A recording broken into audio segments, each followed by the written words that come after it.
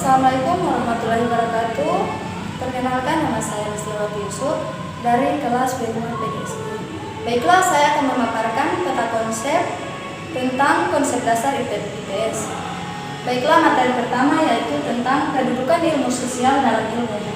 Pengertian ilmu sosial menyajikan pemahaman mengenai hakikat manusia sebagai makhluk sosial dan masalahnya kerangka pendekatan. Faktor pengaruh perilaku manusia.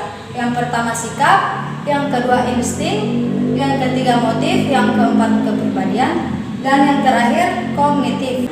Materi kedua yaitu konsep dasar cabang-cabang ilmu sosial.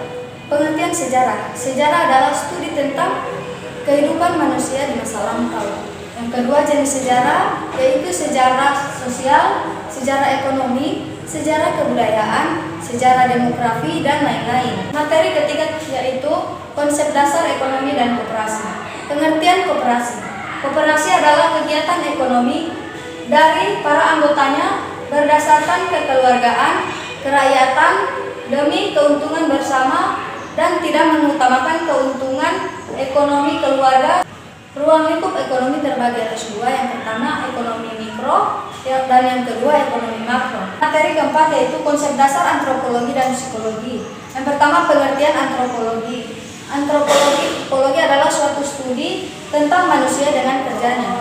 Yang kedua pengertian psikologi. Psikologi menurut bahasa diartikan sebagai ilmu yang berkaitan dengan proses mental baik normal maupun abnormal. Materi kelima yaitu keterampilan dasar dalam ilmu sosial.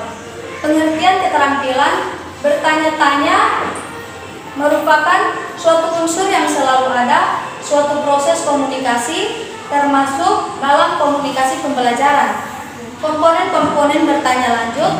Adapun komponen bertanya lanjut adalah yang pertama pengubahan tuntutan tingkat kognitif tingkat tinggi dalam menjawab pertanyaan. Yang kedua, pengaturan urutan pertanyaan.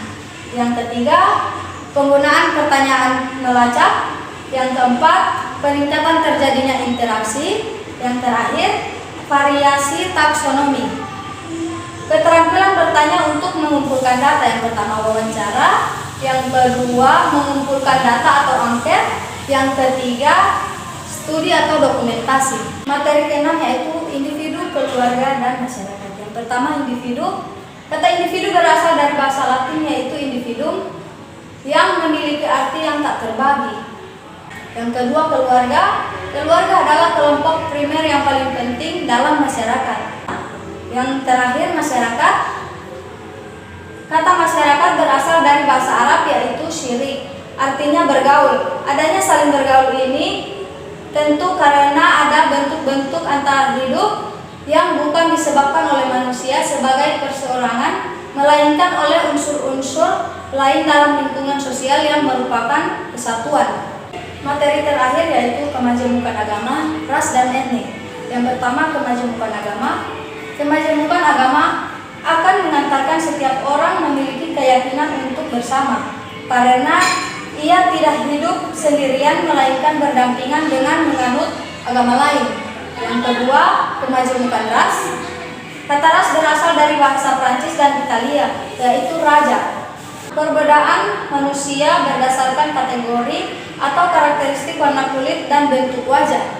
Yang ketiga, kemajemukan etnik. Secara etnik, bahasa Indonesia adalah bangsa yang majemuk dengan jumlah etnik yang besar. Sekian, terima kasih. Bila ada kekurangan, mohon dimaafkan. Wabillahi taufiq wal hidayah. Wassalamualaikum.